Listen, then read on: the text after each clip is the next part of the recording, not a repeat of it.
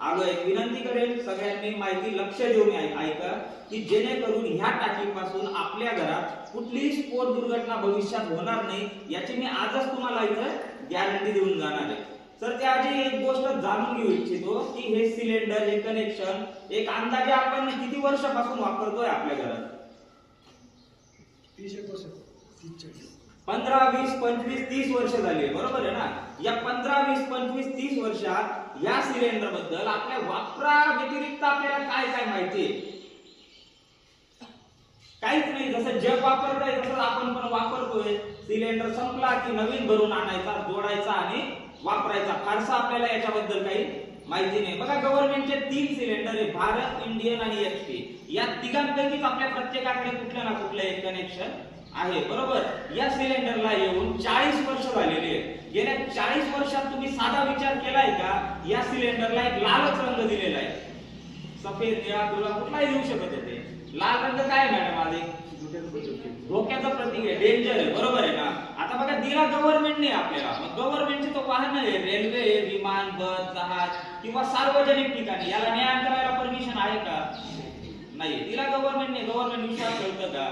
आपण विश्वास ठेवून याला कुठं आणून ठेवलंय? आपल्या घरात किंवा कुटुंबात आणून ठेवलेलं आहे बरोबर आहे ना। लहान्यांपासून तर वडीलधाऱ्यांपर्यंत 24 तास आपला याच्या अवतीभोवतीच वावर आहे। म्हणून याच्याविषयी काळजी आणि माहिती असणं तितकंच गरजेचं आहे बरोबर। बघा लाल कलरचा सिलेंडर आहे पण त्याच्यावर सफेद अक्षरात 2 सूचना पण दिलेल्या आहेत। कधी वाचल्या आहे का? सर आपल्या घरी वाचल्या असेल, मॅडम वाचलंय तुम्ही? तर 16 घंटे त्याच्या अवतीभोवती जातो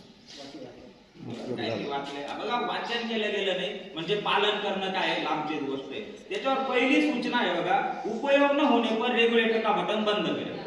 म्हणजे जेव्हा कधी तुमचं काम होईल ते सकाळ असो, दुपार असो, संध्याकाळ असो, वेळोवेळी याचं बटन बंद करणं गरजेचं आहे। ते का बंद करणं गरजेचं आहे?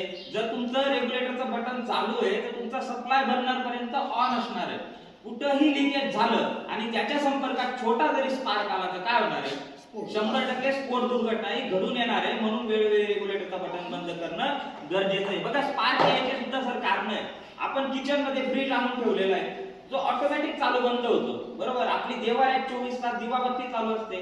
आपण इलेक्ट्रिसिटीचे बटन ऑपरेट करत असतो, ते चालू बंद करताना सुद्धा त्याचा स्पार्क होतो आणि तो स्पार्क सुद्धा या टाकीला पुरेसा आहे। म्हणून वेळोवेळी रेग्युलेटरचं बटन बंद करणं गरजेचं आहे। बघा त्याच्यावर दुसरी सूचना आहे की डिलिव्हरी लेते समय सील और वजन की जांच करें।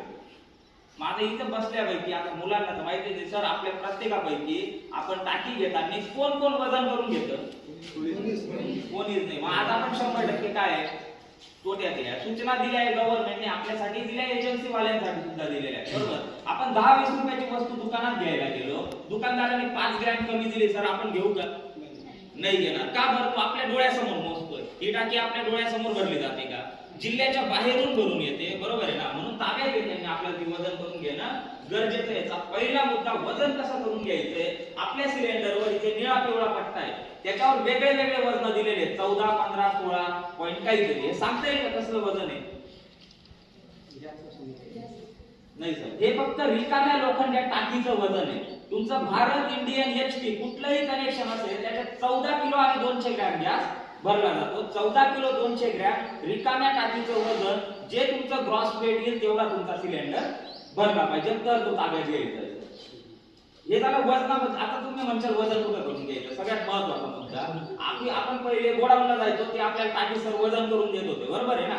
आता फोन करतात, गाडी कुठे येते? आपल्या दारात। आता त्यांना देण्यापेक्षा आपल्याला पण मॅडम देण्याची जास्त घाई राहते। आपण वजन करून मागत नाही म्हणून ते आपल्याला वजन करून देत नाही। प्रत्येक डिलिव्हरी बॉयकडे प्रत्येक गाडीत हँगिंगचा काटा असतो।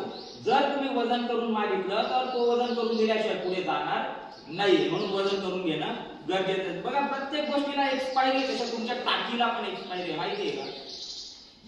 इथं दिलेलं आहे C29 म्हणजे 12 महिन्याचे 3-3 महिन्याप्रमाणे ABCD 4 कोड करायचे। इथं दिलंय C29 म्हणजे सप्टेंबर 2029 ला हा सिलेंडर काय होणार आहे? एक्सपायर होणार आहे। ते पण चेक करून घेणं गरजेचं आहे। ते का चेक करून घेणं गरजेचं आहे? जर एक्सपायर टाकीपासून स्फोट दुर्घटना झाली तर त्याला तुम्ही स्वतः जबाबदार असणार आहे, ना की गव्हर्नमेंट किंवा एजन्सी। म्हणून ते चेक करून घेणं गरजेचं आहे। हे झालं एक्सपायरी बद्दल। आता तुम्ही सगळे लोक सील पॅक सिलेंडर कशावरून ओळखता? ही कॅप लावली याच्यावर लिहायचं पेपर लावलेला याला आपण बोलतो सील, बरोबर. आता बघा सर, आपणच कधी कधी कॅप काढताना पेपरा सकट काढून घेतो आणि अशीच लावून देतो, याला सील बोलणार आहे का तुम्ही? सर याला सील बोललंच जात नाही. ट्रॅव्हलिंग मध्ये या पितळी नॉब मध्ये धूळ माती केर कचरा जाऊ नये, आपलं रेग्युलेटर बसवायला अडचण निर्माण होऊ नये म्हणून दिलेली फक्त डस्ट कॅप आणि डस्ट पेपर.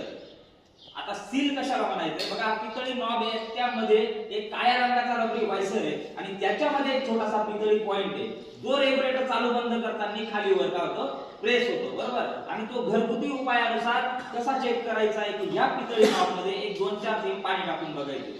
इथून बबल्स किंवा बुडबुडे आले तर समजून घ्यायचं आपला सिलेंडर लिकेज आहे. बबल्स किंवा बुडबुडे नाही आले तर आपला सिलेंडर काय आहे, सील पॅक. हा आपला डेमोचा सिलेंडर आहे, स्पेशली सर लिकेज आम्ही दाखवण्यासाठी बरोबर ठेवला. इथून बबल्स येत आहेत. आता बघा, जर आपली बाईक पंक्चर झाली, आपण तशीच चालवतो का मॅडम? मग लिकेज पण तेवढंच राहणार आहे. काय काय होऊ शकतं, कालांतराने वाढू सुद्धा शकतं किंवा चुकीच्या पद्धतीने रेग्युलेटर तपासला तर मोठी स्फोट दुर्घटना आहे घडून आणू शकतं. म्हणून कधी सिलेंडर घेताना लिकेज आहे का सील पॅक आहे ते चेक करून घेणं गरजेचं आहे. हा किती मोठ्या प्रमाणात वाढू शकतो याचा एक तुम्हाला फक्त मी अंदाज दाखवतो. हा 650